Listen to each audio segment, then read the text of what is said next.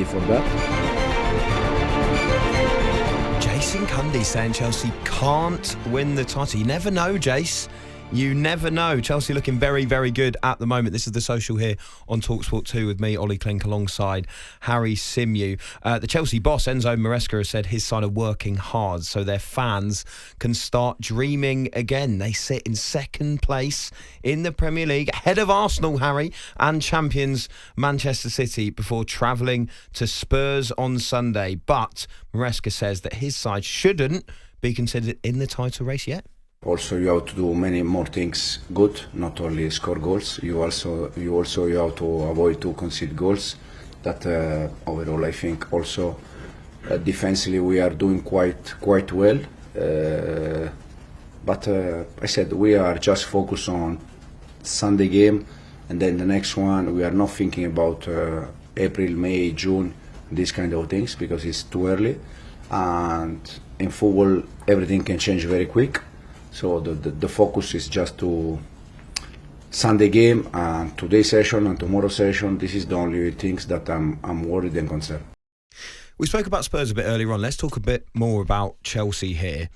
Just how impressed have you been with the job that Maresca's done, just considering the context with which he came into the club as well? Oh, really impressed, because towards the back end of last season, I actually thought that Mauricio Pochettino had started to find a little bit of consistency, and therefore when he left the club I was really surprised by it, and I thought it was Chelsea kind of shooting themselves in the foot. They'd gone through what felt like the most difficult period under Pochettino, come out the other side of it, and then decided that he wasn't the right man to move forward, which was all a little bit strange to me. And going into this season, I thought Maresca done a good job at Leicester. It was a squad that people expected to get promoted. Let's not sugarcoat that. It was a team that was expected to return to the Premier League, and he managed to do that with a bit of a wobble at the end of the season, it has to be said. And I thought, why on earth would you look at Enzo Maresca and think that he's any better qualified to take this Chelsea team on than Pochettino? But the more I've kind of followed Maresca and the more I kind of get to understand about his personality, which granted I didn't really follow that much in the Championship, the more I understand why it is working, because he's very clear in what he wants. His vision is clear. Pochettino's a bit wishy-washy with stuff at times, you know. He's one of those that feels like he tries to please the players first and foremost, and he tries to generate success by creating an environment where everybody's happy. But that isn't how it works at a club like Chelsea, where the demand is there and the playing squad was as big as it was. So it needed someone to come in and say, nope, I don't care if you've got 40 players. I only want to work with this 25. Do you know what? I think that's been the most impressive thing about Maresca. And he's almost ridiculed, wasn't he, when that happened, where he came out in the press and said, look, I'm actually going to work with about 20 of these. You know, I've got this huge squad of players. And people were saying, well, what happens to the other team? What do? They just play on a different training pitch. You don't even watch them. There was a time where people were looking at that and thinking, I'm not sure that's the smartest move. But it's really paid off. And I think the thing that's so exciting for Chelsea and their fans at the moment is when you look at the fact that Arsenal have to compete in the Champions League and they have to put out their best teams for those games, and Liverpool will be doing exactly the same. Man City will be doing the same as well. Well, Chelsea don't have to do that. They're literally playing a completely different 11 almost in these Europa Conference games. That's a trophy they literally have to win. I'm sorry. Yeah, but agreed. They shouldn't really be playing in that competition if we're being totally honest. But that is going to be a huge advantage for them. Do you think it's enough of an advantage for them to stay in this title race all the way until April, until May? I think they're capable of it based on what we've seen in the sort of early stages of the season. But, you know, young players can at times equal inconsistency. And I do wonder if they're going to be able to maintain it throughout the campaign for that reason. The Europa Conference League, it shouldn't be a distraction. I agree with you. You can play a completely different side in that competition and be fine. Still should win it. I think they will win it. I actually thought it was a failure on Aston Villa that they didn't win it last season. I thought they were more than good enough, and you know that was a big black mark against their season. But when it comes to Chelsea, you know, there's still a lot for us to learn, I guess. And it's very hard to sit here in December and say, yep, they're going to last the distance. Ask me again in a couple of months and I think I'll have a clearer picture. But I'm really positive about, and I was obviously as an Arsenal fan, I don't want to be, but I'm really positive about the direction that they're travelling, because I saw it at my club. it isn't always about getting the most high-profile guy in. Sometimes it's about getting the guy that knows what he wants. And that clarity can be just as powerful as experience, as silverware in the past. And that's what Maresca's got, clarity.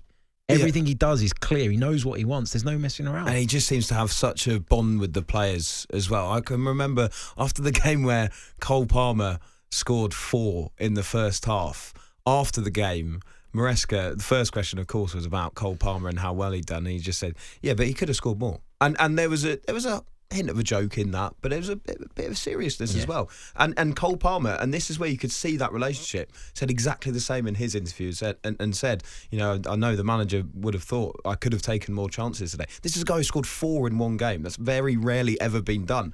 So it's setting those standards that I think has been so impressive with him.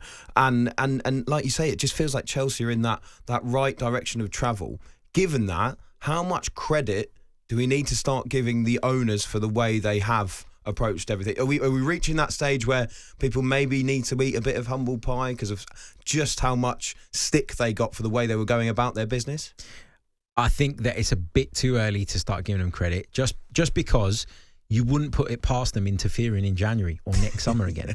And that's the problem. Like, I think one of the most important skills in life generally is to be able to acknowledge when you're not an expert in something and not let your pride get in the way of trusting in an expert to do it. Yeah, I still haven't found that acknowledgement myself. Me neither. Like, I still tell like plumbers how to do their job and stuff like, which is stupid, right? But you know, you've got to acknowledge sometimes that you're not the best qualified person. And that was my problem with the Chelsea ownership a little while back. It was like, well, we're going to go and sign this player because we think that fits the club's strategy. Have you run that past the man who's actually going to be tasked with getting the best out of him every week? Clearly you hadn't, because so many of those players came in and did nothing and weren't even getting a look in. If they leave Maresca to it, then I'll give them credit come the end of the season. But you know, they made a lot of mistakes, and all they've done, I think, is go some way in reversing them by moving some players on, being quite ruthless in brushing people aside, etc., etc. But at some point, you know, over the course of time, we're going to understand better if they have really learnt the lesson of just let the expert do it. Yeah, because let's be fair as well, there are still some real flops that they massively overpaid for, and that's where that strategy still you could look at and say that hasn't quite worked out. Did they pay what they paid for Mykhailo Mudryk for him to play in the Europa Conference League? Exactly. Of course they didn't. Exactly. So there is an element of that where you think that's still not quite working. And I think you're right. You just need to reserve your judgment. I think if they do get into the top 4 though this season, that is a huge achievement. If they won the league, that of course you'd have to give them credit. If they get into the top 4, they generate a load of revenue, which frees them up a little bit in terms of the PSR stuff, and then they go and dictate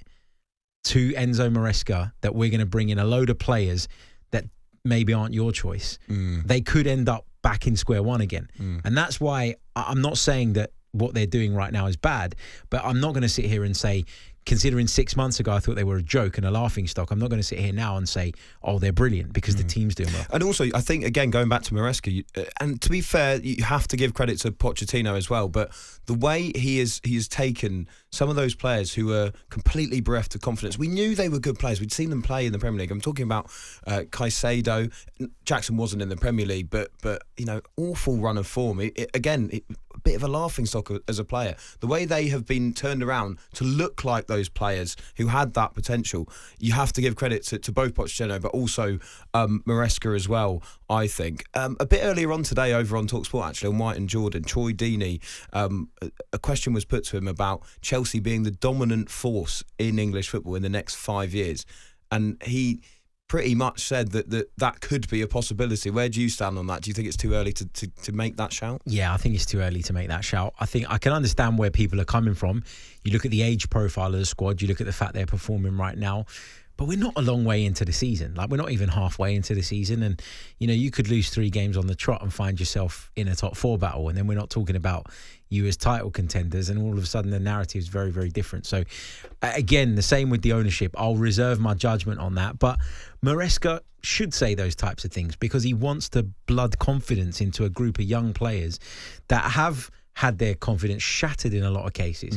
Like, imagine, like, we poke at Mykhailo Mudryk and we laugh at him and we say that, you know, it was a bad signing. I don't laugh at the player. I actually feel sorry for him.